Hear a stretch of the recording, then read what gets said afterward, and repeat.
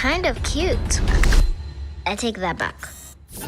There's obviously distinct differences between what's happening on the mainland and what's on the island, and there's obviously a message about status and kind of class, I guess, the idea of class. And I was wondering, what was your goal in including that messaging, and how do you think you achieved it with this show? I would say that I didn't necessarily have a specific end goal in mind, or if I had one, maybe it was to create understanding, because the inspiration for the show was to showcase the breadth of the Lagos experience. You know, as an immigrant originally from Lagos, living in a foreign land, you know, I've tried to describe Lagos to people, but I can one up that by actually showing people and allowing them to put themselves in the shoes of everyday Lagosians. But there isn't a singular Lagos experience, and so it was also important to capture the breadth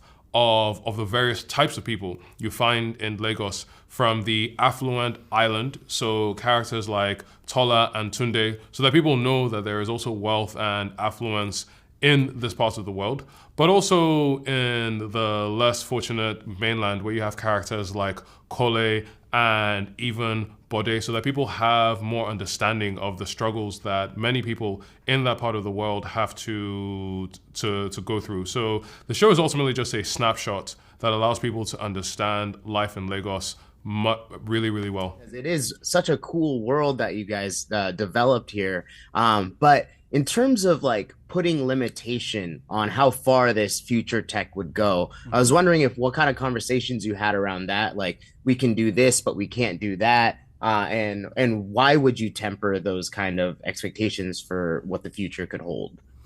It had to be believable for the world we were building, right? So in terms of when it comes to building the future of Lagos in terms of Iwaju, we try not to get inspiration from things outside, right? So some people, maybe when they build a sci-fi show, the world building will be like, it's the future, let's get flying cars, and that will be the reason. It's the future.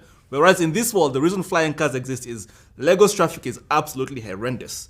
And if you're rich enough to fly over that traffic, you would invest into getting a flying car. You make some good money because you're dodging all the traffic, and it's always there. So that's the reason that exists. So we always made sure that everything in terms of the future that appeared in this world served Lagos directly versus got inspired by something sci-fi out there. And then we sprinkled in some unique elements, for example, the paper screens, which are everywhere.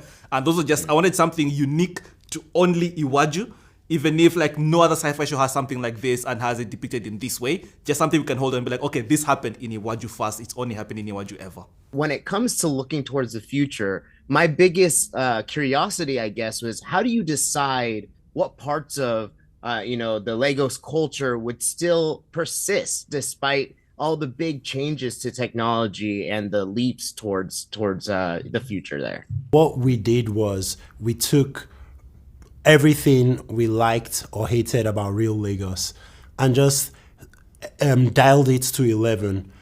Or maybe to 20, because I feel like real life Lagos is already dialed to like 12. So we just dialed it even further. So for example, Lagos has an island and a mainland in real life. And Lagos has a lot of traffic in real life. And people sell things to moving vehicles in the traffic in real life. And people haggle all the time. And all these things feature in the show.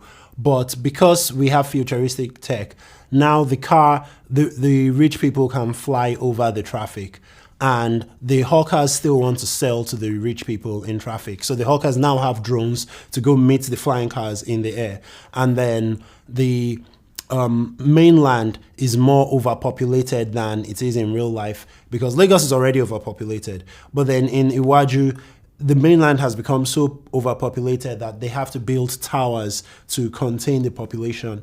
And the higher up you go in the tower, the richer it is. That's why you have someone like Bode, who has some wealth, living in a tower. But at the bottom of the mainland, people are living in crates. So again, I don't think it was more of, okay, these are the elements that already exist in real Lagos. Let's just exaggerate it using tech. It's a historic thing to come out of Disney. I love the partnership that you guys created, and I'm just excited for this to get that out there, and I can't wait to see the rest of your careers.